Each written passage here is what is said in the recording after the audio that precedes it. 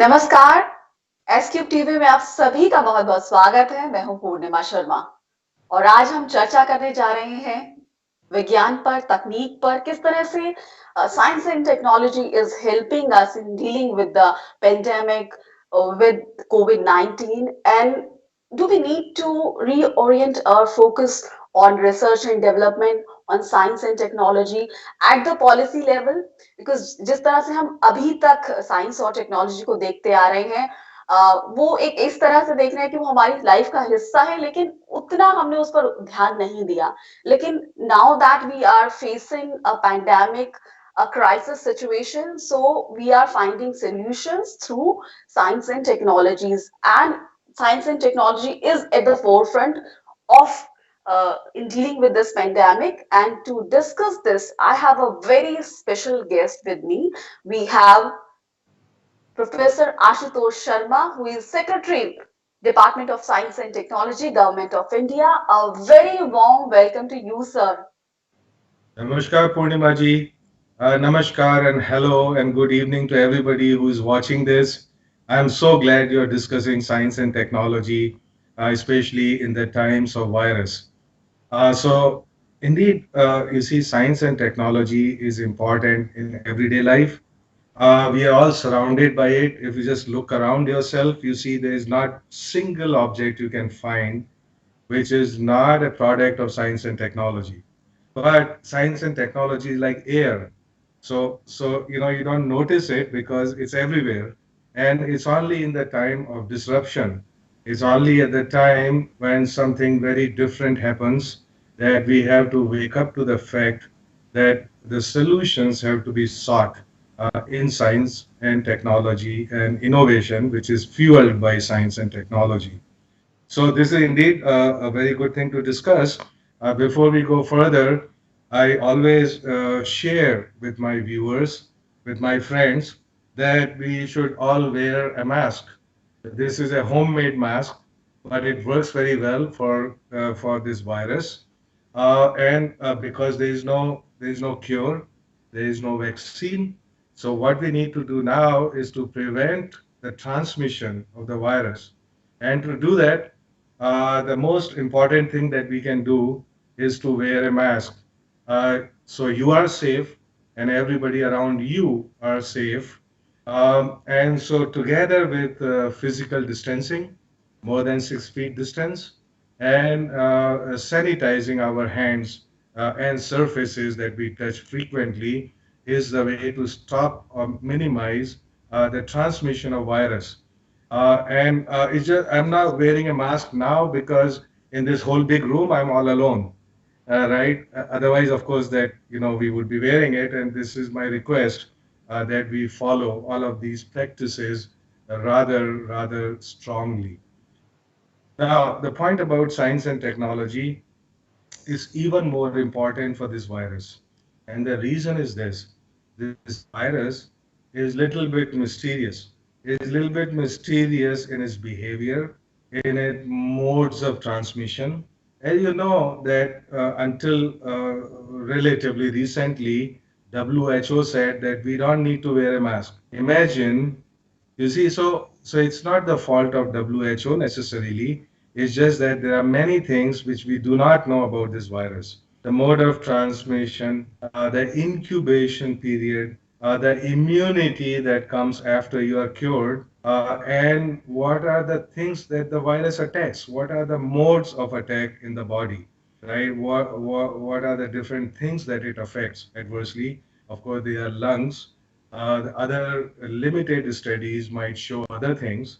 So there is nothing conclusive about the virus.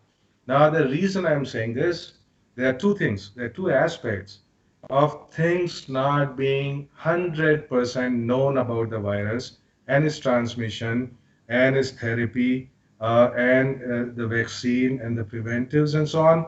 So what that means is that science and technology has to play even greater role because when something is unknown, you have to start from ground zero.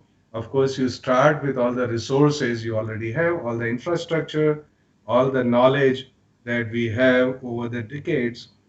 We make use of all of that. but you have to start building from there every day. And so, certainly, science and technology is a big aspect, together with, of course, the policies, the regulations, the standards, the laws, everything works together, right? So now science and technology has many different components that go into it. So as we know that there are so many different verticals, how do you disinfect? How do you sanitize? How do you recycle, for example, or reuse PPEs or protective gear like mask and so on? What about the ventilators? Right? So some people, maybe, hopefully, a very small percentage of people might require ICU support and ventilators, but there are many different kind of ventilators.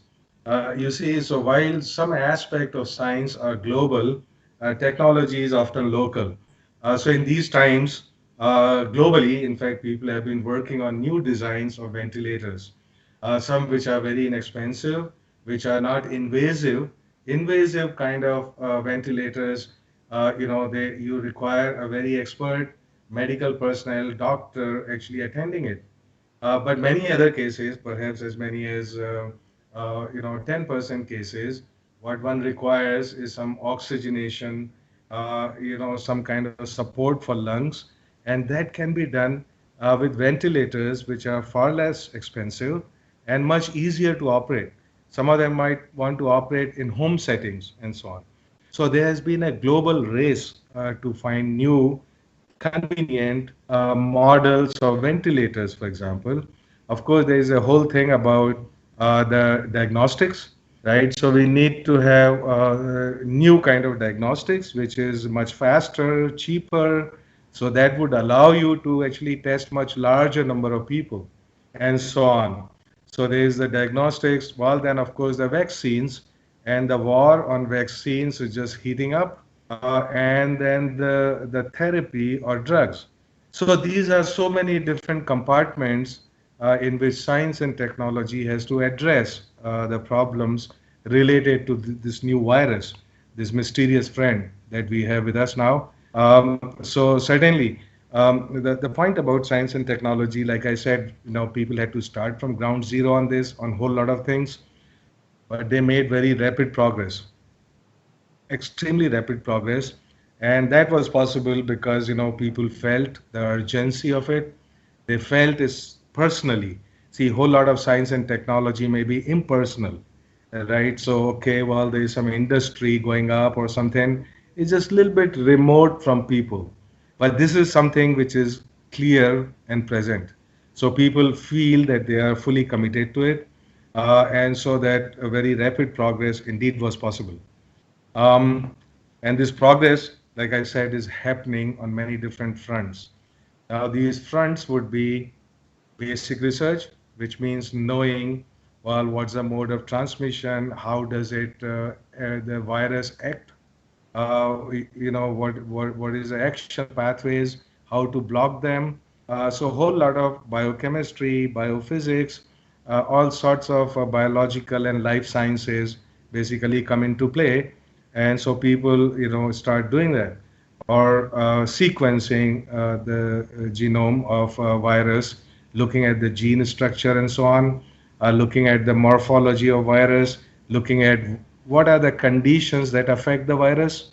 For example, there's a lot of talk about, well, what happens if it's hot? What happens when it's humid? What happens when you shine ultraviolet light on it? What happens when you spray some chemicals on it? So all of that is basic sciences, and all of that information is needed going forward to make more rational decisions.